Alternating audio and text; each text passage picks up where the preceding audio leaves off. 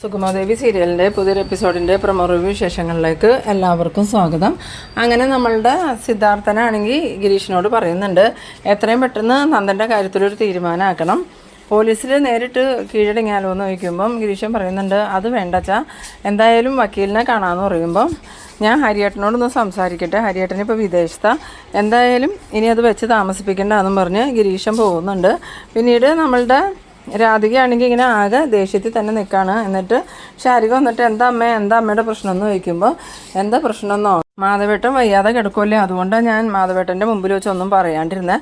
മാധവേട്ടൻ പറഞ്ഞത് കാര്യമല്ലേ, ഈ സംഭവം ഉണ്ടായിട്ട് നന്ദൻ ഇങ്ങോട്ടൊന്ന് തിരിഞ്ഞു നോക്കിയോ, ഇപ്പോൾ ചന്ദ്രോത്തുള്ളവർക്ക് ഇങ്ങനെയൊക്കെ സംഭവിക്കണമെങ്കിൽ നമ്മളെല്ലാവരും അവിടെ പോവില്ലേ, അന്വേഷിക്കൂലേ, അതിൻ്റെ വാതിൽക്ക് തന്നെ നിൽക്കൂലേ, ഇതിപ്പോൾ ചന്ദ്രോത്തുനിന്ന് ആരെങ്കിലും ഇങ്ങോട്ട് വന്നോന്ന് ചോദിക്കുമ്പം ശാരികയ്ക്കും ദേവികയ്ക്കും മറുപടി പറയാൻ പറ്റണില്ല. കാരണം ചന്ദ്രോത്ത് ഇതിലും വലിയ പ്രശ്നങ്ങൾ നടക്കുന്നത് കൊണ്ടാണ് അവരാരും വരാത്തതെന്ന് രാധികയോട് പറഞ്ഞിട്ടുണ്ടെങ്കിൽ രാധികയുടെ ടെൻഷൻ ഒന്നും കൂടിയും കൂടുമെന്ന് അറിയാവുന്നതുകൊണ്ട് ഒരു മറുപടി ഒന്നും പറയണില്ല. പിന്നീട് ദേവിക പറയുന്നുണ്ട്, എന്തായാലും അമ്മയൊന്ന് സമാധാനപ്പെട്, അവർ വരാതിരിക്കില്ല, ഇന്നിപ്പോൾ വന്നില്ല എന്ന് കരുതി പ്രശ്നവുമില്ല, എന്തായാലും നന്ദുവിൻ്റെ കയ്യിൽ നിന്ന് അബദ്ധത്തിൽ പറ്റിയതായതാണെങ്കിലും നമുക്ക് നന്ദുവിനോട് ദേഷ്യമാണെന്ന് കരുതിയിട്ടായിരിക്കും നന്ദു വരാതിരുന്നതെന്ന് പറയുമ്പം രാധിക പറയുന്നുണ്ട്, അതിന് നന്ദു മനഃപൂർവ്വം ചെയ്തതാണെന്ന് നമ്മളാരും പറഞ്ഞില്ലല്ലോ, പിന്നെ അവനക്ക് വന്നാൽ എന്താ കുഴപ്പമെന്നൊക്കെ പറഞ്ഞ് ഈ ദേവികയോട് ദേഷ്യപ്പെടുന്ന സമയത്ത് ദേവിക അമ്മ ഒന്നും മിണ്ടാതിരുന്നേ, ഞാൻ എന്തായാലും അച്ഛനെ ഒന്ന് കണ്ടിട്ട് വരച്ചതെന്നും പറഞ്ഞ് മാധവനെ കാണാനായിട്ട് പോകുന്നുണ്ട്.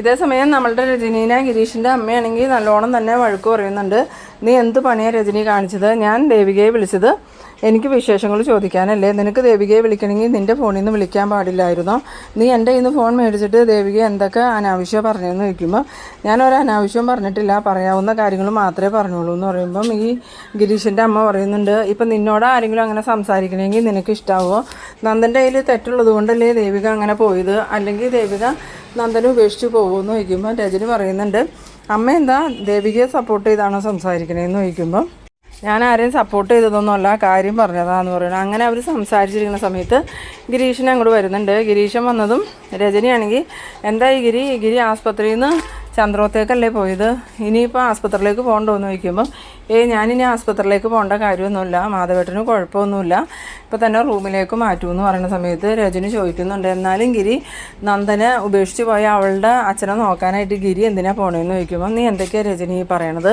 ചില പ്രത്യേക സാഹചര്യത്തിൽ ദേവിക അങ്ങനെ ഒരു തീരുമാനം എടുത്തെങ്കിലും അവർ തമ്മിലുള്ള ബന്ധം വേർപെടുത്തിയിട്ടൊന്നുമില്ലല്ലോ, പിന്നെ എന്താ നീ ഇങ്ങനെ സംസാരിക്കണം, എന്തായാലും ഞാനിന്ന് അവളെ വിളിച്ചിട്ട് വയറ് നിറച്ച് കൊടുത്തിട്ടുണ്ടെന്ന് പറയുമ്പം ഗിരീഷൻ ചോദിക്കുന്നുണ്ട്, നീ ആരെ വിളിച്ച കാര്യമാണ് പറയണേന്ന് ചോദിക്കുമ്പോൾ വേറെ ആരെയും ആ ദേവികയെ തന്നെ. അന്നേരം ഗിരീഷിൻ്റെ അമ്മ പറയുന്നുണ്ട്, നേരെ ഗിരി ഞാൻ ദേവികയ്ക്ക് വിളിച്ചുകൊണ്ടിരുന്ന സമയത്ത് എൻ്റെ കയ്യിൽ നിന്ന് ഫോൺ മേടിച്ചിട്ട് ദേവികയോട് മോശമായിട്ട് ഒരുപാട് സംസാരിച്ചു എന്ന് പറയുമ്പം ഗിരീഷൻ ചോദിക്കുന്നുണ്ട്, നിനക്കെന്താ രജനി തലക്ക് ബോധമില്ലേ, ദേവികയെ നീ ആവശ്യമില്ലാത്തതൊക്കെ പറയണേ എന്തിനാന്ന് ചോദിക്കുമ്പം അപ്പോൾ ഗിരിക്കും ഞങ്ങളെക്കാളും വലുത് ദേവികയാണോ എന്ന് ചോദിക്കുന്ന സമയത്ത് ഗിരീഷൻ പറയുന്നുണ്ട്, എനിക്ക് ആരും വലുതും അല്ല ചെറുതും അല്ല, ഞാൻ ന്യായത്തിൻ്റെ ഒപ്പം നിൽക്കുള്ളൂ, എന്തായാലും ഈ കാര്യത്തിൽ ദേവികയുടെ ഭാഗത്തൊരു തെറ്റുമില്ല, തെറ്റ് മൊത്തം നന്ദൻ്റെയും ചന്ദ്രോത്തുള്ളവരുടെയും ഭാഗത്താണ്, ദേവികേനെയും കൊണ്ട് ആ പ്ലാന്റിന് അനുമതി കൊടുപ്പിച്ചതും അതുപോലെ തന്നെ ദേവികയുടെ ഫയൽ മോഷ്ടിച്ചതെല്ലാം നന്ദനല്ലേ.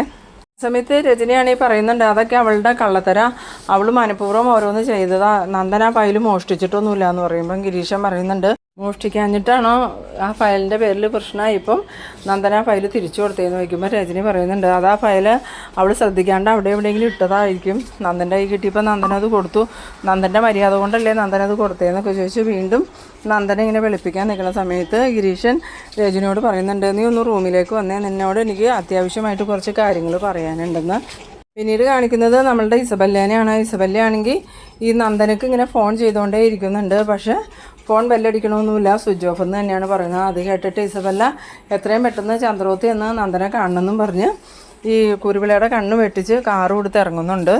അങ്ങനെ പോണ വഴിക്ക് കെവിനെ വിളിക്കുന്നുണ്ട്. കെവിൻ ഫോൺ എടുത്തതും എന്താ ബെല്ലാന്ന് ചോദിക്കുമ്പം, എടാ ഞാൻ ചന്ദ്രോത്തേക്ക് പോവാണ്, ഞാൻ ഇതിനു മുമ്പ് പല പ്രാവശ്യം നന്ദനെ വിളിച്ചു, നന്ദൻ്റെ ഫോൺ സ്വിച്ച് ഓഫാണ്, ഇനി എനിക്ക് അങ്ങനെ പിടിച്ച് നിൽക്കാൻ പറ്റില്ല, എന്തായാലും ഇനി എനിക്ക് നന്ദനെ ദേവികയ്ക്ക് വിട്ടു കൊടുക്കാനും പറ്റില്ല, എന്നെ പാപ്പൻ തടഞ്ഞു വെച്ചേക്കായിരുന്നു, ഇപ്പം ഞാൻ പാപ്പൻ്റെ കണ്ണ് വെട്ടിച്ചിറങ്ങിയത്, നീ എത്രയും പെട്ടെന്ന് ചന്ദ്രോത്തേക്കൊന്ന് വാ, നമുക്കവിടെ പോയി നന്ദനെ നേരിട്ട് കാണാമെന്ന് പറയുമ്പോൾ കെവിൻ ചോദിക്കുന്നുണ്ട്, ഇപ്പം നമ്മൾ പോകണ ബെല്ല, നമ്മൾ ചെന്നിട്ട് കൂടുതൽ പ്രശ്നമായാലോ എന്ന് ചോദിക്കുമ്പം എന്ത് പ്രശ്നം ഉണ്ടായാലും എനിക്ക് കുഴപ്പമില്ല, നന്ദനെ ഇനി എനിക്ക് വേണം, ദേവികയ്ക്ക് ഞാൻ വിട്ടു കൊടുക്കൂല, ഞാൻ നേരെ ചന്ദ്രോത്തേക്കാണ് പോണേ, കൈയോടുകൂടി നന്ദനെ ഞാൻ അവിടുന്ന് പിടിച്ചുകൊണ്ട് വരുമെന്നും പറഞ്ഞ് ഫോൺ വയ്ക്കുന്നുണ്ട്. പിന്നീട് കാണിക്കുന്നത് നമ്മളുടെ പ്രഭാവതിനെ സിദ്ധാർത്ഥനെയാണ്. പ്രഭാവതി ആണെങ്കിൽ സിദ്ധാർത്ഥനോട് ചോദിക്കുന്നുണ്ട്, സിദ്ധു നന്ദൻ്റെ കാര്യത്തിൽ എന്ത് ചെയ്യാനാ സിദ്ധുവിൻ്റെ പ്ലാൻ എന്ന്. സിദ്ധാർത്ഥൻ അന്നേരം പറയുന്നുണ്ട്, എനിക്ക് ആലോചിച്ചിട്ട് ഒന്നും പിടി കിട്ടണില്ല പ്രഭേ. എന്തായാലും ഹരിയേട്ടനെ ഞാനൊന്ന് വിളിച്ച് സംസാരിക്കട്ടെ. ഇന്നലെ ഞാനൊന്ന് വിളിച്ചായിരുന്നു, പക്ഷേ കോള് പോയില്ല. എന്തായാലും ഇന്നൊന്നും കൂടി വിളിച്ച് നോക്കട്ടെ. ഹരിയേട്ടനോട് കാര്യങ്ങൾ പറഞ്ഞിട്ട് ബാക്കി നിയമ നടപടി നോക്കാം. എന്തായാലും ഗിരിനോട് പറഞ്ഞപ്പോൾ ഗിരിയും അത് തന്നെ പറഞ്ഞേന്ന്. ആ സമയത്ത് പ്രഭാവതി ചോദിക്കുന്നുണ്ട്, രജനി കാര്യങ്ങൾ അറിഞ്ഞു എന്ന് ചോദിക്കുന്ന സമയത്ത്, ഇല്ല പ്രഭേ, രജനീനോട് ഇതുവരെയും ഗിരീഷ് കാര്യങ്ങളൊന്നും പറഞ്ഞിട്ടില്ല. എന്തായാലും പതിയെ പറഞ്ഞാൽ മതി എന്ന് ഞാൻ പറഞ്ഞിട്ടുണ്ട്. ഈ സമയത്ത് രജനി ഇതൊക്കെ അറിഞ്ഞാൽ രജനിക്ക് ഭയങ്കര സങ്കടമാകുമെന്ന് പറയുമ്പം സിദ്ധാർത്ഥൻ പറയുന്നുണ്ട്, എന്നാലും ഇത് നമുക്ക് രഹസ്യമായിട്ട് വയ്ക്കാനൊന്നും പറ്റില്ലല്ലോ. ഇനിയിപ്പോൾ കേസും കാര്യങ്ങളൊക്കെ ആകുമ്പം രജനി മാത്രമല്ല നാട്ടുകാർ മൊത്തം ഇത് അറിയുന്നു.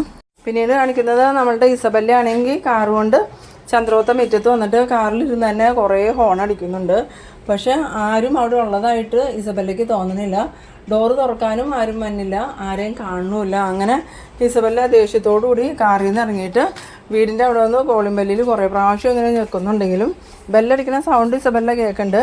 പക്ഷേ ആരും വന്ന് ഡോറ് തുറക്കണില്ല. അന്നേരം ഇസബല്ല വിചാരിക്കുന്നുണ്ട്, ഇവരെല്ലാവരും ഇതെവിടെ പോയി. നന്ദനെയാണെങ്കിൽ വിളിച്ചിട്ട് ഫോൺ സ്വിച്ച് ഓഫും. ഇനി നന്ദനും വീട്ടുകാരും ചേർന്ന് എന്നെ ചതിക്കുവാണോ, മനഃപൂർവ്വം എന്നെ ഒഴിവാക്കാൻ വേണ്ടിയിട്ട് നന്ദൻ ഇവിടുന്ന് മാറി നിൽക്കണയാണോ? അങ്ങനെയാണെങ്കിൽ അവനെ ഞാൻ വെറുതെ വിടില്ല, ഋഷിയുടെ പേരും പറഞ്ഞ് അവനെ ഞാൻ കൊല്ലാക്കൊല ചെയ്യുമെന്നൊക്കെ ഇങ്ങനെ മനസ്സിൽ വിചാരിച്ചുകൊണ്ട് വീണ്ടും കാറിലേക്ക് കയറാൻ പോണ നേരത്ത് കെവിനെ വിളിക്കുന്നുണ്ട്. കെവിൻ ഫോൺ എടുത്തതും, എന്താ ബെല്ല, നീ എന്താടാ വരാത്തതെന്ന് ചോദിക്കുമ്പം, ഞാൻ വന്നുകൊണ്ടിരിക്കുക, നീ അവിടെ നിൽക്കുമെന്ന് പറഞ്ഞ സമയത്ത്, ഇനിയിപ്പോൾ ഇങ്ങോട്ട് വരേണ്ട കാര്യമൊന്നുമില്ല, ഇവിടെ ആരും ഇല്ല എന്നാണ് തോന്നണേ.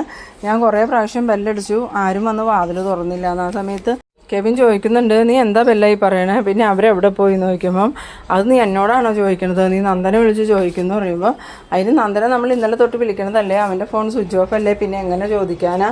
എന്തായാലും നീ അവിടെ നിൽക്കുക, ഞാൻ വരുവാന്ന് പറയുമ്പം ഈ ഇസബല്ല പറയുന്നുണ്ട്, ഇനി നീ ഇങ്ങോട്ട് വരുമൊന്നും വേണ്ട, നീ എവിടെ ഉള്ളതെന്ന് പറ, ഞാൻ അങ്ങോട്ട് വരാമെന്ന്. പിന്നീട് കാണിക്കുന്നത് നമ്മളുടെ മാധവനെയും രാധികേനെയാണ്. മാധവനാണെങ്കിൽ ആകെ വിഷമത്തോടുകൂടി രാധികയോട് പറയുന്നുണ്ട്, രാധിക മോളെന്ത് ചെയ്യുന്നു ചോദിക്കുമ്പം, ഏത് മോളാ, ദേവികയും ശാരികയും പുറത്തുണ്ട്, എന്താ മാധവേട്ട അവരെ വിളിക്കണമെന്ന് ചോദിക്കുമ്പം, നീ ദേവിക മോളെ ഒന്ന് വിളിച്ച്, എനിക്ക് അവളോട് കുറച്ച് സംസാരിക്കാനുണ്ടെന്ന് പറയുന്നു. അങ്ങനെ രാധിക ദേവികേനെ വിളിക്കാനായിട്ട് പുറത്തേക്ക് പോകുന്നുണ്ട്. ഈ സമയത്ത് നമ്മളുടെ ശാരികയാണെങ്കിൽ ദേവികയോട് ചോദിക്കുന്നുണ്ട്, ചേച്ചി ഇനി ചേച്ചിയുടെ അടുത്ത പ്ലാൻ എന്താ, നന്ദേട്ടൻ പറഞ്ഞതെല്ലാം ചേച്ചി കണ്ണോടിച്ച് വിശ്വസിച്ചു എന്ന് ചോദിക്കുമ്പോൾ ദേവിക പറയുന്നുണ്ട്, ഞാൻ എന്ത് ചെയ്യണമെന്ന് അറിയാത്ത അവസ്ഥയിലാണ് ശാരി.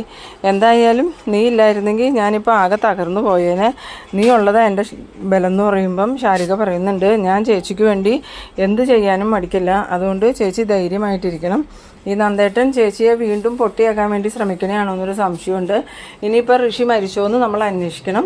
ഋഷിയുടെ മരണത്തെക്കുറിച്ചുള്ള എല്ലാ കാര്യങ്ങളും അന്വേഷിച്ച് മനസ്സിലാക്കിയാലേ നന്ദേട്ടനെ വിശ്വസിക്കാൻ പറ്റുള്ളൂ. അന്നേരം ദേവിക പറയുന്നുണ്ട്, നന്ദു അത് ചെയ്തില്ലെങ്കിൽ ഒരിക്കലും നന്ദുവിന് അത് പറയേണ്ട കാര്യമില്ലല്ലോ ശരി. എന്തായാലും നന്ദു ഭയങ്കര സങ്കടത്തോടു കൂടിയാണ് അത് എന്നോട് പറഞ്ഞത്. അത് കഴിഞ്ഞ് നന്ദു ഭയങ്കര കരച്ചിലായിരുന്നു എന്ന് പറയുമ്പോൾ ശാരിക പറയുന്നുണ്ട്, അതൊക്കെ നന്ദേട്ടൻ്റെ വെറും അഭിനയമായിരിക്കും ചേച്ചി. അവരങ്ങനെ സംസാരിച്ച് നിൽക്കുമ്പോഴാണ് രാധിക അങ്ങോട്ട് വരുന്നത്. രാധിക വന്നതും, നിങ്ങളെന്താ അകത്തേക്ക് വരാത്ത, നിങ്ങളെ അച്ഛനെ അന്വേഷിക്കുന്നുണ്ട്, ദേവികേനെ അന്വേഷിക്കുന്നുണ്ട്, ചെല്ലാൻ പറഞ്ഞു എന്നും പറഞ്ഞ് ദേവികയോട് പറയുമ്പം ദേവിക ഞാനിപ്പോൾ തന്നെ വരാം അമ്മയെന്നും പറഞ്ഞുകൊണ്ട് രാധികയുടെ കൂടെ മാധവനെ കാണാൻ ചെല്ലുന്നുണ്ട്. മാധവൻ്റെ അടുത്ത് ചെന്നതും മാധവൻ ദേവികയോട് പറയുന്നുണ്ട്, മോളെ എനിക്കിവിടുന്ന് യാത്രയാവാനുള്ള സമയമായി എന്നാണ് തോന്നണേ. എന്തായാലും മോളുടെ കാര്യത്തിൽ എനിക്കൊരു സമാധാനമില്ല. മോൾ ഞാൻ പറയണത് കേൾക്കണം. നന്ദനുമായിട്ട് ഞാൻ സംസാരിക്കാം. നിങ്ങൾ തമ്മിലുള്ള എല്ലാ പ്രശ്നങ്ങളും എത്രയും പെട്ടെന്ന് പറഞ്ഞ് അവസാനിപ്പിക്കണം. അന്നേരം ദേവിക ചോദിക്കുന്നുണ്ട്, അച്ഛനിത് എവിടെ പോണ കാര്യമാണ് പറയണതെന്ന് ചോദിക്കുമ്പം, ഈ ലോകത്തെ ജീവിതം എൻ്റെ തീരാറായിരുന്ന മോളെ തോന്നണേ. കണ്ണടയ്ക്കുന്നതിന് മുമ്പ് നിൻ്റെ കാര്യത്തിലെങ്കിലും ഒരു തീരുമാനമാവണമല്ലോ. എന്നും നിൻ്റെ ജീവിതത്തിൽ പ്രശ്നങ്ങളല്ലേ. ഇതോടുകൂടി എല്ലാ പ്രശ്നങ്ങളും തീർന്ന് സമാധാനമായിട്ട് നിങ്ങൾക്ക് ജീവിക്കാൻ പറ്റിയാൽ മതി എന്നാണ് എൻ്റെ പ്രാർത്ഥന. എന്തായാലും ഞാൻ നന്ദനെ കണ്ട് സംസാരിക്കാം. അന്നേരം ദേവിക പറയുന്നുണ്ട്, അച്ഛനൊന്നും മിണ്ടാതെ കിടന്നേ, അച്ഛനൊരു കുഴപ്പമില്ല, അച്ഛൻ അധികം വൈകാതെ തന്നെ അസുഖമൊക്കെ ഭേദമായി നമുക്ക് വീട്ടിൽ പോകാൻ പറ്റും. വീട്ടിൽ ചെന്നിട്ട് നമുക്ക് നന്ദുവിൻ്റെ കാര്യത്തിൽ എന്താണെന്ന് വെച്ചാൽ തീരുമാനിക്കാം.